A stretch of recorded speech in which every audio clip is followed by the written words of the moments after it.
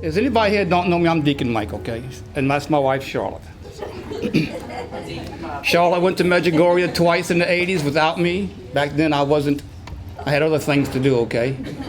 But last year, somebody had a thing playing with this rosary. That's right. It started with the rosary that I got at the last testimony, I believe it was, which was my first sign. And then when we had something, when y'all talked about the trip, my wife put it out there as plain as could be. You're going to Medjugorje. So I knew I had to go. The main reason I wanted to go was, of course, I was looking for something personal as far as spiritual life. Even though I'm a deacon, I still got a long way to go. But I wanted to go for these teenagers right here, because I love them so much. And I also want to say, one of them is not here, Charlie's granddaughter, and his daughter went on the trip, and I would love to have them here giving their testimony because I know they had a great time. But it was something to watch as the week progressed. These kids, I call y'all kids, okay? They never complained about anything. The first night we got there, we had been traveling through the airports. Everybody was wore out. It was late. By the time we ate supper, it was late. And Father goes, y'all be down here at 5 o'clock tomorrow morning. We're going to climb Cross Mountain. Yeah, all right, you know. They all got up and went. I stayed in bed and slept a few more hours. But anyway, it's like the whole week, whatever was called upon, whatever they had to do. And yes, we did a lot of walking. I didn't want to ride in them crazy cabs. But they did it. And it was just, you could see it was an ease for them to do it. Whether it was praying rosaries, climbing the mountains, getting up at 3:30 or 4 o'clock in the morning. You just did it. Because you was consumed by what was there. Yeah, you didn't have to see it. And I know you didn't want to use the word experience, but Father used the word experience, and that's what I looked at this as.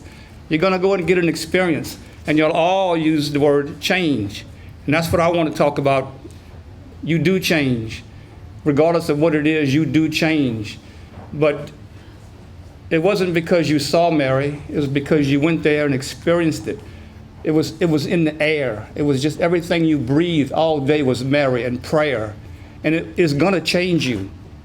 But what I want y'all to know is, and this I hope will help y'all in the future, is what you experienced there, you experienced everything there and greater right here in this church every day. Because no matter how great that experience was, it doesn't even come close to comparing to the miracle and the Eucharist that we receive every day in this church. And I know you've probably heard me in homilies and Father talk about when we receive Christ in that Mass, it should change you. And I know that probably goes in one ear and out the other because it's being preached in church. But now you've experienced that change, right? You know what it feels like. So when you go to Mass now, it should never be the same as it was before. Because there you receive the greatest miracle you can receive each day. And when you walk out that door, you should be changed. It should affect you in some way, just as that trip affected you. And that's what's going to get you through life. I said I wasn't going to go overseas no more when I went to Rome a few years with Charlotte. I went again this time. And I'm ready to go back. I want to go back with some more children, some more teenagers. I know they got some sitting here right now I've already got their names down. Charlotte can come with us.